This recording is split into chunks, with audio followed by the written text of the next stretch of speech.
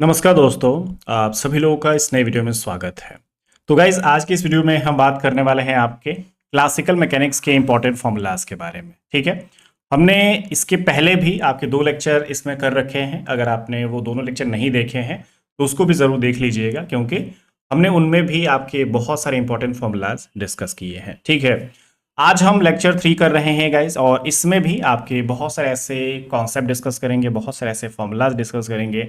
आप shortcut tricks उनको बोल सकते हैं, जो कि आपके एग्जाम में हेल्पफुल होने वाले हैं। ठीक है, आपके एग्जाम में इन्हीं पे बेस्ड क्वेश्चंस आते हैं और आप इनकी मदद से बहुत सारे क्वेश्चंस, आपके बहुत सारे जो प्रीवियस ईयर क्वेश्चंस है, आराम से सॉल्व कर सकते हैं। ठीक है, ये जो भी आपके फॉर्मूलाज हैं, कॉन्सेप्ट है गाइस, आपके CSR NET JRF, GATE physics, JEST physics, TIFR physics, SET और जो भी आपके असिस्टेंट प्रोफेसर एग्जाम्स होते हैं, आप इनको देखेंगे, आपके एग्जाम में मिलते हैं। ठीक है, इन सभी फॉर्मूलाज को आप यूज कर पाएंगे और अपने एग्जाम को बढ़िया से आप प्रिपेयर कर पाएंगे। ठीक है, तो आपको एक भी वीडियो मिस नहीं करनी है। जो भी हम यहाँ पे इसमें पार्ट को आगे लेके आएंगे, आपके अदर सब्जेक्ट से रिलेटेड भी हम यहाँ पे लेक्चर्स लेके आएंगे गाइस। ठीक है, जैसे कि अभी आपका क्लासिकल मैकेनिक्स काम कर रहे हैं, फिर क्वांटम आएगा, फिर आपके पास EMT आएगा, फिर मैथमेटिकल फिजिक्स आएगा।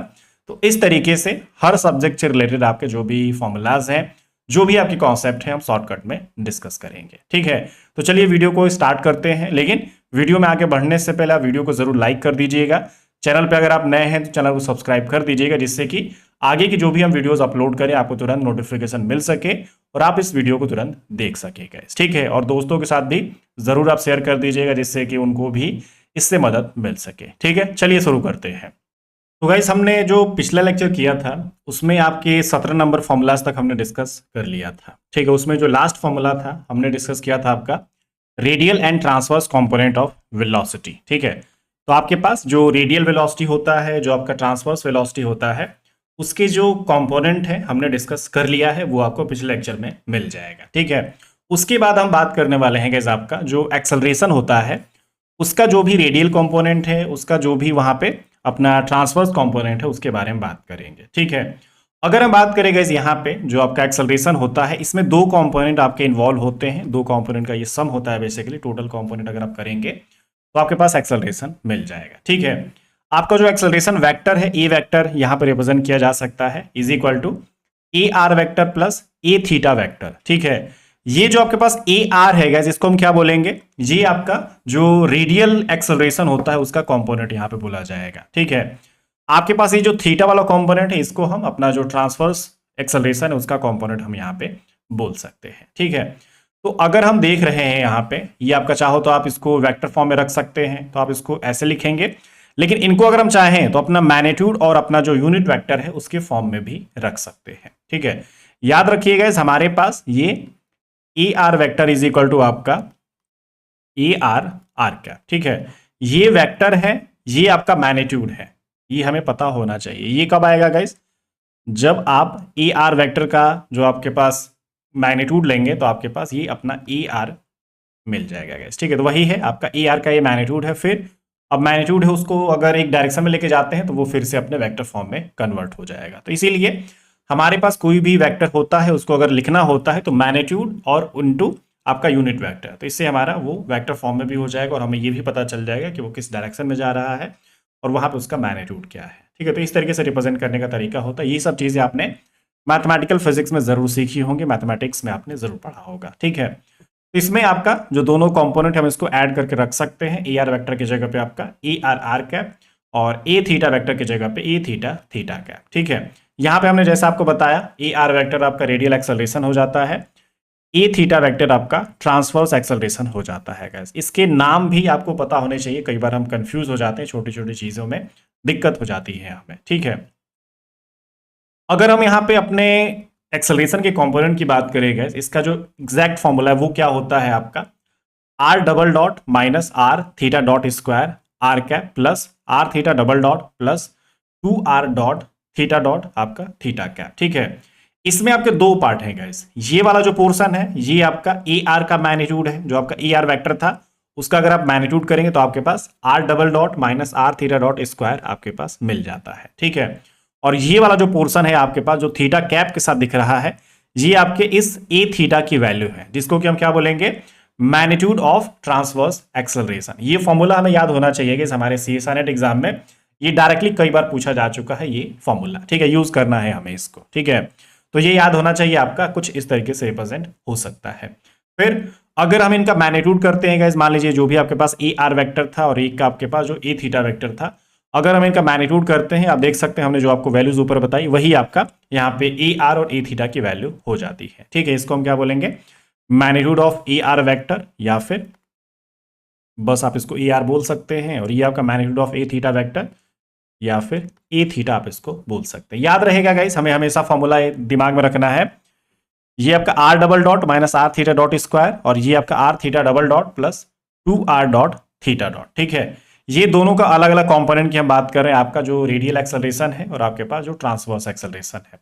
फिर आपके पास जो एक्सेलरेशन है गाइस, इसका हम टोटल मैग्नीट्यूड भी ले सकते हैं। जैसे कि अगर हम ए वेक्टर का मैग्नीट्यूड देखें तो क्या हो जाएगा, under root A R square plus आपका ए थीटा स्क्वायर। ये कुछ ऐसा भी हो सकता है अगर हम चाहें तो गाइस, मान लीजिए ए आर वेक्टर का जो भी मैग्नीट्यूड था उसका होल स्क्वायर, और आपके पास जो ए थीटा है वेक्टर उसका मैग्नीट्यूड का होल स्क्वायर। तो इन्हीं की जगह पे हमारे पास ए आर वेक्टर जो आपका मैग्नीट्यूड था उसकी वैल्यू क्या आई थी हमारे पास, ए आर, तो ये स्क्वायर है, और ये आपका ए थीटा स्क्वायर। तो वही चीज़ हमने यहाँ पे लिखी है, और उसके बाद आपका जो भी ए आर की वैल्यू है वो हमने रख दिया, फिर उसका होल स्क्वायर कर दिया, फिर ये आपके पास यहाँ पे उसकी वैल्यू है, फिर इसका होल स्क्वायर कर दीजिए, ठीक है।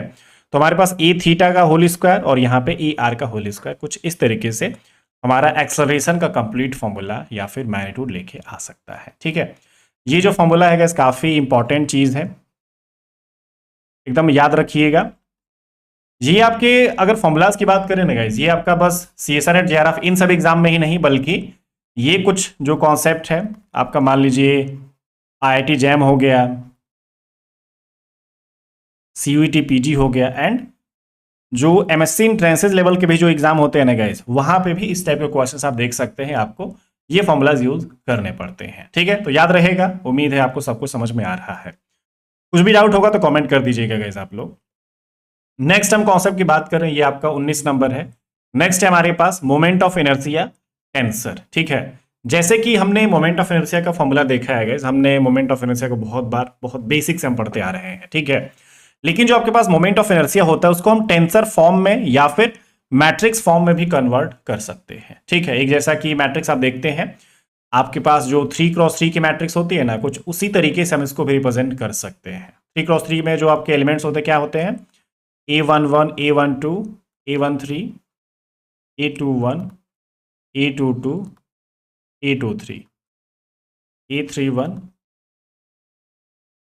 कुछ इस तरीके से हमारे पास एक 3x3 की मैट्रिक्स होती है।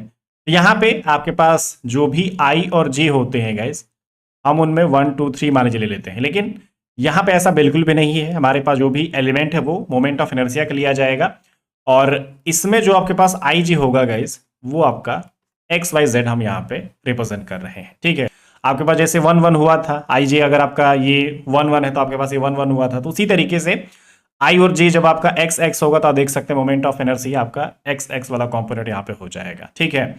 आपके पास फिर ये वाला जैसे रो आपका पहला वाला है, तो जैसे पहला वाला रो था तो हम वहां पे हर बार ये 1 यहाँ पे यूज करते थे, लेकिन अब मेरे पास जो रो है गाइस वो आपका X है, तो इस कारण से मेरे पास ये X यहाँ पे भी दिख रहा है, ये पहला वाला यहाँ पे भी है, X यहाँ पे भी है। दूसरी वाली रो क्या है आपकी, Y है, तो देखिए यहाँ पे Y, यहाँ पे भी Y और यहाँ पे भी Y आपको दिख रहा है, ठीक है। वैसे अगर तीसरी रो में हम जाते हैं तो Z Z Z, और आपके पास जो भी कॉलम है वो चेंज होता रहेगा, तो कॉलम की भी जो वैल्यू है वो आपका XYZ इस तरीके से देखने को मिलेगा। तो देखिएगा यहाँ पे ये आपका X है, ये आपका कॉलम बोल देंगे हम, ये आपका Y है, ये आपका Y कॉलम दिख रहा है यहाँ पे, ठीक है ना, कॉमन दिख रहा है ना यहाँ पे। कुछ इस तरीके से जैसा हमने मैट्रिक्स में पढ़ा है उसी तरीके से यहाँ पे भी हम रिप्रेजेंटेशन कर रहे हैं, लेकिन कॉन्सेप्ट आपका अलग बस हो जा रहा है, लेकिन रिप्रेजेंट करने का जो तरीका है वो आपका सेम टू सेम है, कुछ भी अलग नहीं है, ठीक है। तो कंफ्यूज नहीं होना, आप इसको आराम से रिप्रेजेंट कर सकते हैं गाइस। आपके पास ये जो आपके एलिमेंट्स होते हैं ये आपके डायगोनल एलिमेंट होते हैं गाइस, जिसमें कि आपके IXX, IYY और IZZ आपको देखने को मिलते हैं, ठीक है। ये जो आपके टर्म्स होते हैं गाइस, ये जो आपके मोमेंट ऑफ इनर्शिया वाले जो कंपोनेंट होते हैं इनको हम मोमेंट ऑफ इनर्शिया ही बोलते हैं, ठीक है। आपके जो डायगोनल में आपके जो टर्म्स हैं, जो कंपोनेंट है, जो एलिमेंट है, उसको हम मोमेंट ऑफ इनर्शिया बस बोलेंगे। लेकिन आपके पास ये जितने भी नॉन डायगोनल एलिमेंट है, जैसे कि I X Y, I X Z, I Y X, I Y Z, I Z X, I Z Y, ये जितने भी आपके टर्म्स है, कंपोनेंट है, एलिमेंट है, इनको हम प्रोडक्ट ऑफ इनर्शिया यहां पे बोलते हैं गाइस। याद रखिए ये मोमेंट ऑफ इनर्शिया है, लेकिन इनमें एक तरह से देखने को मिल रहा है कि प्रोडक्ट यहां पे हो रहा है, अपने जो भी डिस्टेंसेज हैं, जो भी उनके बीच में सेपरेशंस हैं, उनका प्रोडक्ट हमें देखने को मिलता है गाइस। ठीक है, तो इसी कारण से हम इनको प्रोडक्ट ऑफ इनर्शिया बोल देते हैं, और जो आपके डायगोनल वाले होते हैं उनको हम मोमेंट ऑफ इनर्शिया बोल देते हैं। तो अगर आपको कभी भी प्रोडक्ट ऑफ इनर्शिया देखने को मिले टेंसर फॉर्म में, मैट्रिक्स फॉर्म में, तो याद रखना है कि वो आपके जितने भी नॉन डायगोनल एलिमेंट होते हैं वही आपके प्रोडक्ट ऑफ इनर्शिया बोले जाते हैं। ठीक है, और ये जो भी हम यहाँ पे कॉन्सेप्ट यूज कर रहे हैं, ये आपके सिस्टम ऑफ पार्टिकल्स के लिए बात कर रहे हैं।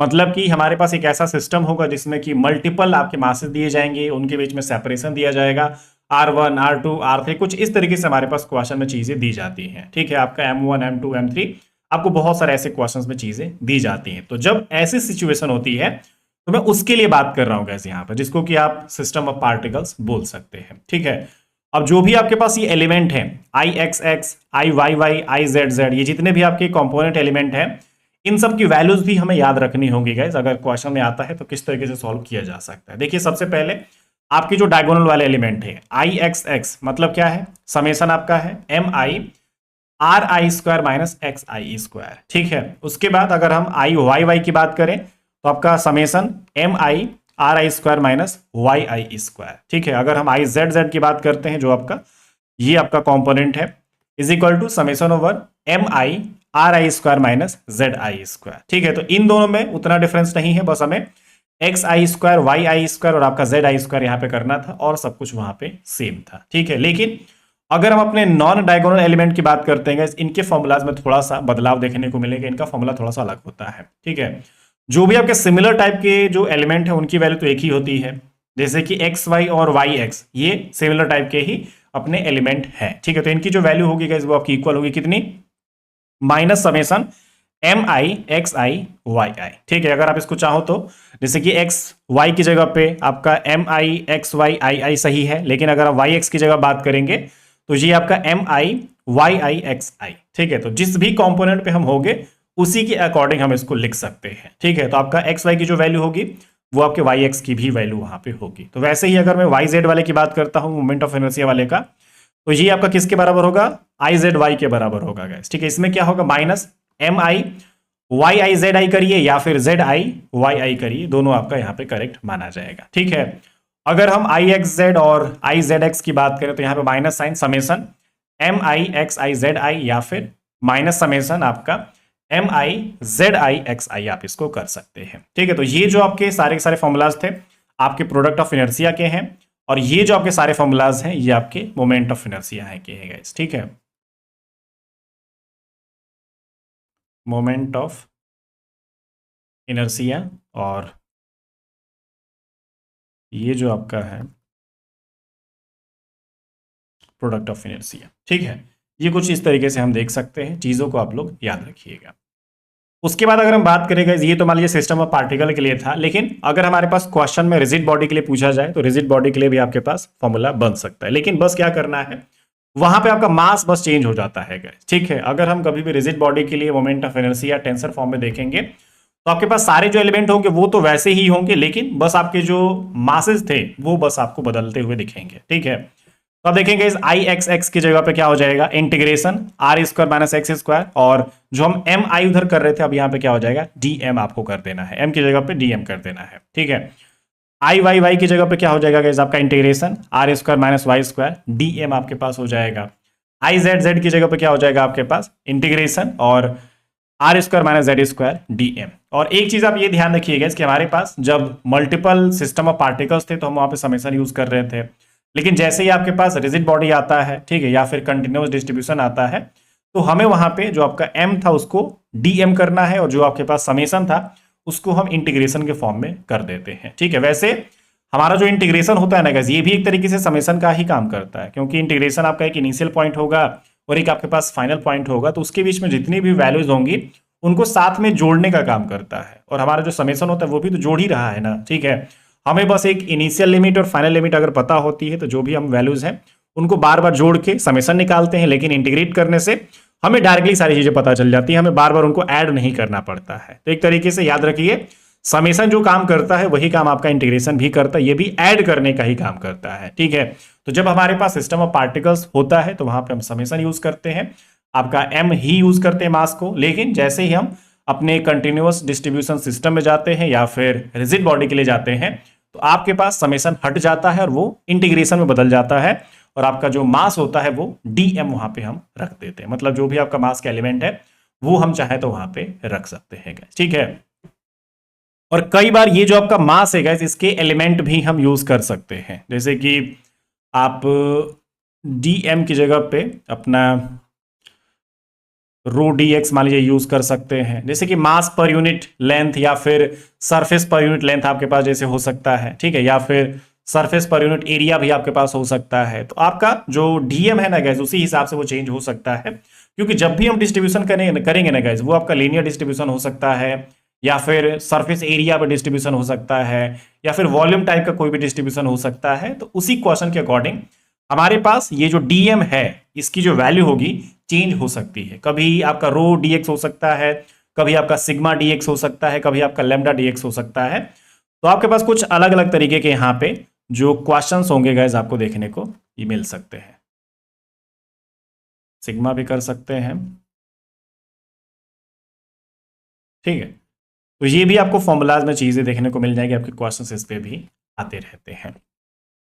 तो ये आपका जो भी डायगोनल वाले कंपोनेंट थे आपके moment of inertia I X X, I Y Y, I Z Z, ये सारे हो जाते हैं। अगर हम प्रोडक्ट ऑफ इनर्शिया की बात करें तो I X Y is equal to I Y X equal to क्या है आपके पास minus integration X Y D M, ठीक है। अगर हम आई वाई जेड और आई जेड वाई की बात करें तो इसका वैल्यू क्या है यहाँ पे माइनस आपका integration Y Z D M.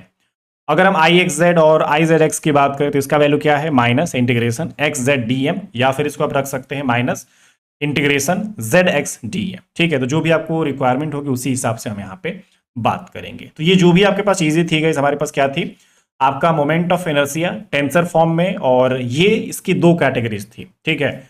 जो आपके पास अपना ये जो सिस्टम ऑफ पार्टिकल है या फिर एक तरह से डिस्क्रीट जो डिस्ट्रीब्यूशन आपके पास होता है उस टाइप का सिस्टम आप यहाँ पे बोल सकते हैं, ठीक है। जब आपके पास डिस्क्रीट पार्टिकल्स हैं, सिस्टम ऑफ पार्टिकल्स हैं, तो ये उस सिचुएशन में हम बात कर रहे हैं, ठीक है। लेकिन जब हम ये रिजिड बॉडी की बात करें तो इसका मतलब है कि हम एक दूसरे कंडीशन की ही बात करें एक तरीके से। ये रिजिड बॉडी बोलिए या फिर आप इसको कंटिन्यूअस डिस्ट्रीब्यूशन बोलिए यहाँ पे, ठीक है। कंटिन्यूअस जो भी आपके पास जो पार्टिकल डिस्ट्रीब्यूशन है या फिर कंटिन्यूअस मास डिस्ट्रीब्यूशन है, आप उसके हिसाब से यहाँ पे चीजों के बारे में बात कर सकते हैं, ठीक है। फॉर्मूला में देख लेना है, फॉर्मूले में थोड़ा सा कंफ्यूजन हो सकता है, तो धीरे से इसको आप बार बार एक तरह से लिख लिख के आप इसको याद करिए, क्वेश्चंस आप कर करके आप इनको याद कर सकते हैं, ठीक है। नेक्स्ट हमारे पास कॉन्सेप्ट है गाइस रेडियल स्मॉल ऑसिलेशन। अब जानते हैं गाइस इस पे भी हमारे एग्जाम में काफी सारे क्वेश्चंस आते हैं। ये भी समझिए कि एक इंपॉर्टेंट कॉन्सेप्ट है, इस पे बहुत सारे क्वेश्चंस ऑलरेडी हमारे आ चुके हैं, CSIR नेट में, आपका गेट फिजिक्स में, जेस्ट में, TFR में, ठीक है ना, आपका IIT जैम हो गया, CUET हो गया, हर जगह इस पे क्वेश्चंस हैं, ठीक है। तो ध्यान से देखिए क्या है हमारे पास, जब भी रेडियल स्मॉल ऑसिलेशन की बात करी जाती है तो वहां पे एक रेडियल फ्रीक्वेंसी पूछी जा सकती है, ठीक है। जो भी आपका रेडियल एंगुलर फ्रीक्वेंसी या फिर रेडियल फ्रीक्वेंसी जो आपके पास है वो आप देख सकते हैं, ओमेगा आर से रिप्रेजेंट किया जाता है, ठीक है। और इसका जो फॉर्मूला होता है ना guys, under root V effective double prime divided by M. हमने पिछली क्लास में आपको बताया था जो आपका स्मॉल ऑसिलेशन होता है, हमने वहां पे एक आपको फ्रीक्वेंसी का फॉर्मूला बताया था गाइस, कुछ ऐसा आपने देखा था, ठीक है, या फिर हमने आपको ये बताया था। तो याद रखिए ये एक अलग फॉर्मूला है और यहां पे जो हम बात कर रहे हैं वो एक अलग फॉर्मूला है। इसमें जो आपका दिख रहा है ना गाइस, ये वी इफेक्टिव, मतलब कि आपके पास एक इफेक्टिव पोटेंशियल है, उसका हम दो बार डिफरेंशिएशन करते हैं और वहां पे अपने पॉइंट को पुट करते हैं, तब जाके यहां पे वैल्यू हम उसको पुट कर सकते हैं और अपना m से डिवाइड करके अंडर रूट निकालेंगे तो हमें अपना रेडियल फ्रीक्वेंसी मिल जाएगा। और ये जो आपके पास इफेक्टिव पोटेंशियल होता है क्या होता है, J square upon 2m r square plus V R. और ये जो जे है गाइस आपका ये एंगुलर मोमेंटम होता है। जब हम रोटेशनल अपने डायनेमिक्स में होते हैं तो उस सिचुएशन में हमारे पास एंगुलर मोमेंटम आता है, तो वही वाला। तो आप इसको जे से भी रिप्रेजेंट कर सकते हैं या फिर कैपिटल एल से भी रिप्रेजेंट कर सकते हैं, स्मॉल एल से भी रिप्रेजेंट कर सकते हैं, जिससे भी आप अपना एंगुलर मोमेंटम रिप्रेजेंट करते हैं वो आप यहाँ पे लिख सकते हैं, ठीक है। तो हमारे पास क्वेश्चंस में जो आपका वी आर होता है पोटेंशियल एनर्जी, आपका जो भी रेडियल कोऑर्डिनेट का फंक्शन होगा या फिर रेडियस का जो फंक्शन होगा वो हमें क्वेश्चन में मेंशन होगा। ठीक है, आपको वी आर दिया जाएगा और हमें बोला जाएगा कि आपके पास सर्कुलर मोशन हो रहा है या फिर सर्कुलर ऑर्बिट हो रहा है या फिर रेडियल ऑसिलेशन हो रहा है वहां पे। उसके बाद आपको क्वेश्चन पूछा जा सकता है कि भाई आपको यहाँ पे अपना फ्रीक्वेंसी निकालना है, टाइम पीरियड निकालना है या फिर सिंपल आपको वेलोसिटी निकालनी है। कुछ इस तरीके की चीजें यहाँ पे पूछी जा सकती है। तो हम यहाँ पे क्या करेंगे, अपना जो ये वी इफेक्टिव पोटेंशियल है पहले इसको कैलकुलेट करेंगे। क्या करना है, वी आर जो भी आपका दिया रहेगा प्लस जे स्क्वायर अपॉन में 2mr स्क्वायर, ये हम पहले कैलकुलेट करेंगे, फिर इसका हम डिफरेंशिएशन करके आगे बात कर सकते हैं। ठीक है, लेकिन उससे पहले करना क्या होगा गाइस, कई बार क्वेश्चन ऐसा भी होता है हमारे पास क्वेश्चन में अपना पोटेंशियल नहीं दिया जाता है। आप देखेंगे वी आर अगर मान लीजिए नहीं गिवन है, ठीक है, तो हमारे पास हो सकता है कि अपना फोर्स गिवन हो सकता है। ठीक है, तो अगर आपको फोर्स कभी गिवन हो तो उस फोर्स की मदद से भी आप इस क्वेश्चन को सॉल्व कर सकते हैं, क्योंकि फोर्स और पोटेंशियल एनर्जी के बीच में रिलेशन होता है V R is equal to minus F D R. ठीक है, तो आप यहां पे एफ को रख के अपना जो पोटेंशियल एनर्जी है वो कैलकुलेट करेंगे, फिर उसके बाद यहां पर रख देंगे तो आपका जो इफेक्टिव पोटेंशियल है कैलकुलेट हो जाएगा। ठीक है, उसके बाद हम आगे बात कर सकते हैं, अपना क्वेश्चन सॉल्व कर सकते हैं। तो याद रखिए हमारे पास रेडियल जो स्मॉल ऑसिलेशन उसकी फ्रीक्वेंसी तक पहुंचने के लिए हमें वी आर या फिर फोर्स से होके गुजरना पड़ेगा। ठीक है, उसके बाद अपना इफेक्टिव पोटेंशियल लेके आएंगे, उसके बाद हम अपनी फ्रीक्वेंसी तक जा सकते हैं। लेकिन अब वहां तक पहुंचने के लिए क्या करना पड़ेगा गाइस, मान लीजिए आपने फ्रीक्वेंसी तो निकालनी है। ठीक है, आपको सबसे पहले पोटेंशियल एनर्जी पता चल गया, फिर आपका जो इफेक्टिव पोटेंशियल एनर्जी है वो आप निकाल पा रहे हैं। तो करना क्या होता है गाइस, हमारे पास जो भी इफेक्टिव पोटेंशियल होता है जो कि हमने वी आर की मदद से बनाया है उसको उस कोऑर्डिनेट के रिस्पेक्ट में डिफरेंशिएट करके इक्वल टू 0 पुट कर देंगे। ठीक है, जैसे ही 0 पुट करेंगे उसको सॉल्व करके हम अपने पास जो आर की वैल्यू है वो कैलकुलेट कर सकते हैं गाइस। ठीक है, ये जो आपका आर है वही आपका रेडियल कोऑर्डिनेट या फिर रेडियस आप इसको बोल सकते हैं, उसकी वैल्यू यहां पे आपको मिल जाएगी। ठीक है, लेकिन ये जो कंडीशन है ना गाइस, ये एक तरीके से जो भी आपके क्वेश्चन में सर्कुलर मोशन लिखा रहेगा या फिर सर्कुलर ऑर्बिट लिखा रहेगा उसका ये कंडीशन है। ठीक है, तो अगर आपको मान लीजिए कभी फ्रीक्वेंसी नहीं भी पूछा जाता है तो अगर बोला जाएगा कि ये एक सर्कुलर मोशन है या फिर सर्कुलर ऑर्बिट है जिसमें कि ये आपका पार्टिकल रोटेट कर रहा है, रिवॉल्व कर रहा है, तो आपको अपने पोटेंशियल एनर्जी की मदद से इफेक्टिव पोटेंशियल निकालना, उसके बाद यहाँ पे इसका डिफरेंशिएशन करना ही पड़ेगा। ठीक है, उसके बाद आपका जो भी चीज पूछा जाए इसको सिंप्लीफाई करके भी हो सकता है कि आपका आंसर आ जाए, आपको आर की वैल्यू भी बस पूछी जा सकती है। तो बस आपको करना क्या होगा, हमें ये डिफरेंशिएशन करना ही पड़ेगा गाइस। ठीक है ना, एक बार डिफरेंशिएशन आप करेंगे तो यही एक कंडीशन होता है आपके सर्कुलर मोशन या फिर सर्कुलर ऑर्बिट का। ठीक है, तो यहां से जो भी आपके आर की वैल्यू आएगी अब हम अपने जो डबल डेरिवेटिव करेंगे ना यहाँ पे इसमें हम रख सकते हैं। ठीक है, तो इसी तरीके से आपका क्वेश्चन यहाँ पे सॉल्व हो जाएगा। यहाँ पे देख लीजिए मैंने स्टेप भी बता रखा है यहाँ पे, जैसे कि जो भी आपके पास आर की वैल्यू आएगी आपका, जैसे कि हम इस इक्वेशन से फाइंड आउट करेंगे अपने इक्वेशन ऑफ ऑर्बिट या फिर जो आपका कंडीशन ऑफ सर्कुलर मोशन है यहाँ पे, इससे फाइंड आउट करेंगे और अपने डबल डेरिवेटिव में पुट कर देंगे गाइस। ठीक है, और डबल डेरिवेटिव में पुट करने के बाद ये जो आपका इफेक्टिव पोटेंशियल का जो डबल डेरिवेटिव है इसको हम फिर अपने फ्रीक्वेंसी वाले फॉर्मूले में पुट कर सकते हैं। ठीक है, यहाँ पे जो आपको दिख रहा है। ठीक है, तो इसमें जैसे ही रखेंगे आपको अपनी फ्रीक्वेंसी या फिर रेडियल ऑसिलेशन की जो फ्रीक्वेंसी है वो हमें पता चल जाएगी। ठीक है, तो ये पूरा स्टेप है, आपको ध्यान रखना है अपने ओमेगा आर को अगर कैलकुलेट करना है तो जरूरत होगी हमें इसकी। ठीक है, यहां से इस स्टेप को देख लीजिएगा किस तरीके से मैंने यहाँ पे बताया है आपको। फ्रीक्वेंसी देख लीजिए, आपका इफेक्टिव पोटेंशियल देख लीजिए, फिर इफेक्टिव पोटेंशियल किन किन चीजों का कॉम्बिनेशन होता है ये हमें ध्यान होना चाहिए। फिर अगर हमें कंडीशन की बात करनी है तो जो आपका सर्कुलर मोशन है उसका कंडीशन कितना होता है, फिर ये कंडीशन आपका जब इसको यूज किया जाएगा तो वहां से किस चीज की वैल्यू आ सकती है, हमारे पास आर की वैल्यू आ सकती है, फिर उस आर की वैल्यू को हम अपने जो इफेक्टिव पोटेंशियल है उसके डबल डिफरेंशिएशन में पुट करके अपना फिर से फ्रीक्वेंसी वाले फॉर्मूले में पुट कर सकते हैं। ठीक है, तो यही आपका स्टेप है, हम ध्यान रखेंगे और आपके बहुत सारे क्वेश्चंस यहाँ पे हो सकते हैं। हमारे पास कई बार ना क्वेश्चन ऐसा भी आ चुका है जैसे कि हमें कंडीशन ऑफ सर्कुलर मोशन बस यूज करना है या फिर कंडीशन ऑफ सर्कुलर ऑर्बिट अगर यूज करना है तो आपका जो क्वेश्चन है हमें फ्रीक्वेंसी तक नहीं लेके जाना है। ठीक है, आप ये जो कंडीशन इसको आप यूज करेंगे, इसको आप जैसे ही सॉल्व करेंगे आपको आर और एल के बीच में हो सकता है रिलेशन मिल जाए, है ना, क्योंकि आप देख रहे हैं हमारा जो इफेक्टिव पोटेंशियल है वो एल तो दिख रहा है या फिर जे दिख रहा है गाइस। ठीक है, तो आपको यहाँ पे जब सॉल्व कर रहे होंगे तो आपके पास जो एंगुलर मोमेंटम होगा एंड जो आपका आर होगा गाइस, ठीक है, उनके बीच में रिलेशन आपको मिल जाएगा। आपका मासेस भी यहाँ पे हो सकते हैं। तो इस तरीके से क्वेश्चंस कुछ हो सकते हैं, हमें ऑलरेडी दिए जा चुके हैं। उसके बाद देखिएगा यहाँ पे हमारे पास जो भी रेडियल ऑसिलेशन है, इसका टोटल एनर्जी भी हम चाहे तो कैलकुलेट कर सकते हैं। मतलब क्या है, जो आपका टोटल एनर्जी होता है, हम जानते हैं कि kinetic energy plus potential energy होता है, लेकिन यहाँ पे ऐसा नहीं है। हमारे पास जब भी रेडियल ऑसिलेशन की बात की जाती है, तो इसमें आपके पास kinetic energy plus effective potential energy यहाँ पे होता है, ठीक है। या फिर आप ऐसा भी बोल सकते हैं कि हमारा यहाँ पे काइनेटिक एनर्जी ये half M R dot square है, प्लस पोटेंशियल एनर्जी प्लस एक जो टर्म है आपका ये L square upon 2m R square या फिर J square upon 2m R square. तो इसमें भी kinetic energy plus potential energy तो है, लेकिन एक एक्स्ट्रा टर्म यहाँ पे आ रहा है, ठीक है। यही आपका पोटेंशियल एनर्जी के साथ मिलकर इफेक्टिव पोटेंशियल एनर्जी बनाता है। तो इसमें भी आपका वही फॉर्मूला है, लेकिन ये एक एक्स्ट्रा टर्म हमें देखने को मिलता है, ठीक है। तो याद रखिए, रेडियल ऑसिलेशन के लिए जो आपका टोटल एनर्जी होगा वो आपका अलग होता है, इफेक्टिव पोटेंशियल एनर्जी जो आपका होता है वो भी आपका फॉर्मूला अलग होता है, ठीक है। उसके बाद आपको अगर इसमें कुछ वैल्यू दी जाती है तो आप इसी हिसाब से अपने क्वेश्चन को सिंप्लीफाई कर सकते हैं, ठीक है। याद रहेगा, अपने दिमाग में रखना है कि हमारे पास रेडियल ऑसिलेशन से रिलेटेड अगर कोई भी क्वेश्चन आएगा तो आपको इसी फॉर्मूले से रिलेटेड चीजों के बारे में बात करनी है। इससे बाहर आपको कोई भी क्वेश्चन नहीं दिखेगा गाइस, ठीक है। फ्रीक्वेंसी हो गया, आपका कंडीशन हो गया, आपके पास जो भी अपने आर की वैल्यू होगी, अपना जो डबल डेरिवेटिव हो गया, आपका टोटल एनर्जी हो गया, इनमें से एक क्वेश्चन हो पाएगा, ठीक है। चलिए इसको आप यहां तक देख लीजिए।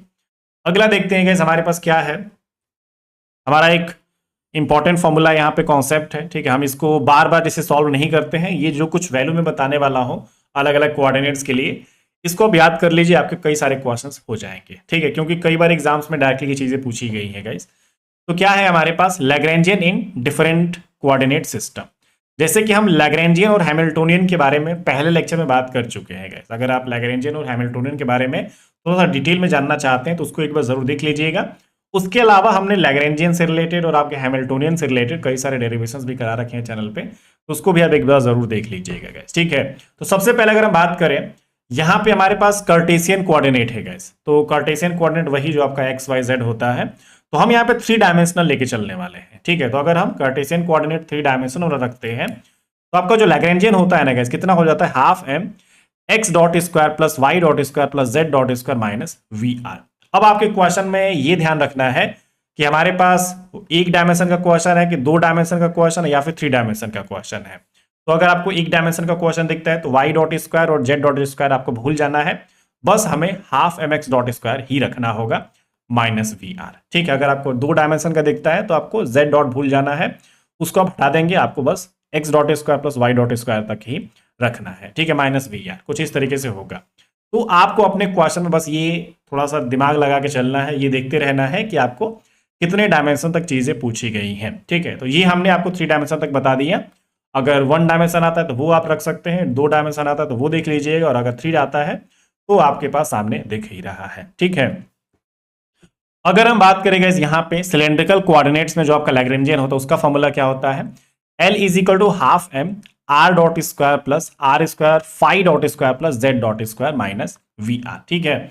अगर हम आपको सिलेंड्रिकल कोऑर्डिनेट सिस्टम की बात करते हैं तो उसके लिए जो लैग्रेंजियन होता है ये आपका half M R dot square plus R square phi dot square plus Z dot square, ठीक है, माइनस वी आर। यहाँ पे आपको हो सकता है क्वेश्चन में जो आपका पोटेंशियल एनर्जी वो मेंशन हो सकता है, ये अलग अलग थोड़ी सी चीजें हो सकती हैं गाइस, ठीक है। अगर हम स्फेरिकल पोलर कोऑर्डिनेट की बात करें तो ये जो आपका वही है 3 डायमेंशन, ये भी है गाइस, ठीक है। तो इसका जो फॉर्मूला हो जाएगा L is equal to half M R dot square plus R square theta dot square plus R square sine square theta phi dot square. इसमें कई बार आपका क्वेश्चन ऐसा भी आ जाता है जैसे ये स्फेरिकल मैंने लिख दिया है, लेकिन बस आपके पास अगर स्फेरिकल ना बोला जाए और आपको ये बोला जाए कि आप पोलर कोऑर्डिनेट के लिए लैग्रेंजियन बताइए, तो आपको क्या होगा गाइस, यहाँ पे आपके जो 3rd डायमेंशन वाला पोर्शन है, ये वाला जो पोर्शन है आप इसको हटा देंगे।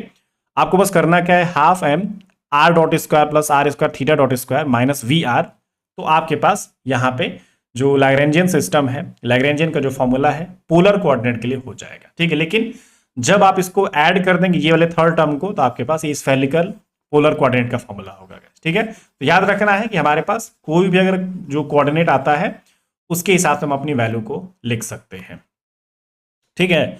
अगर हम बात करते हैं 4th नंबर, इसमें हमारा है कैनोनिकल पेंडुलम। कैनोनिकल पेंडुलम का फॉर्मूला क्या है लैग्रेंजियन का, L is equal to half M L square sine square theta phi dot square plus M G L cos theta. ठीक है, ये भी आ सकता है मैकेनिकल पेंडुलम का, तो याद रखिए इसका फॉर्मूला क्या है।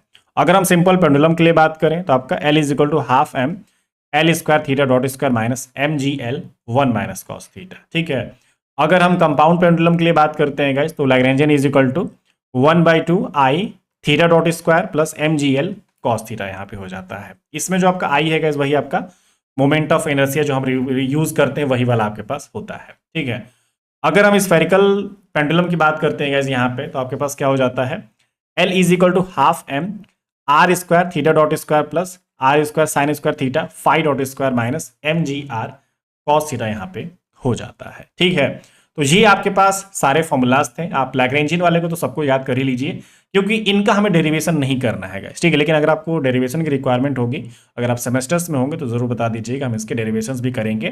क्योंकि सेमेस्टर्स में अगर आप हैं, जैसे कि एमएससी के सेमेस्टर्स की आप तैयारी कर रहे हैं, पढ़ाई कर रहे हैं, तो आपको इनके डेरिवेशन की जरूरत पड़ेगी। लेकिन अगर आप एग्जाम्स की तैयारी करें, कॉम्पिटेटिव एग्जाम की तैयारी कर रहे हैं, तो आपको इनके डेरिवेशंस की जरूरत नहीं पड़ेगी, आपको इनकी डायरेक्ट फॉर्मूलाज की जरूरत है। ठीक है, क्योंकि कहीं से भी यहाँ पे डायरेक्ट आपका पूछा जा सकता है। आपके 4 ऑप्शंस दिए जा सकते हैं, बोला जा सकता है कि भाई बताइए आपके पास जो कैनिकल पेंडुलम है उसका लैग्रेंजियन कौन सा करेक्ट है। तो अगर आपको याद रहेगा तभी आप इन सारी चीजों को सही कर पाएंगे। ठीक है, तो उम्मीद है आपको सारे फॉर्मूलाज हमने जो बताए समझ में आ गए होंगे। कुछ भी डाउट होगा तो आप कमेंट कर दीजिएगा, कुछ भी इससे रिलेटेड कोई कंफ्यूजन होगी तो जरूर आप कमेंट करिएगा, हम उसका रिप्लाई जरूर करेंगे। ठीक है, तो आज की वीडियो में फिलहाल हम इतना ही करते हैं। ठीक है ना, वीडियो को आप लोग लाइक कर दीजिएगा, चैनल पे अगर आप नए हैं तो चैनल को सब्सक्राइब कर दीजिएगा और अपने दोस्तों के साथ भी जरूर शेयर कर दीजिएगा। ठीक है, और अगर आप हमारे कोर्सेज को ज्वाइन करना चाहते हैं guys, CSIR NET physical science, GATE physics और अपने सेट फिजिक्स एग्जाम के लिए तैयारी करना चाहते हैं तो आप हमारे एप्लीकेशन पे जाके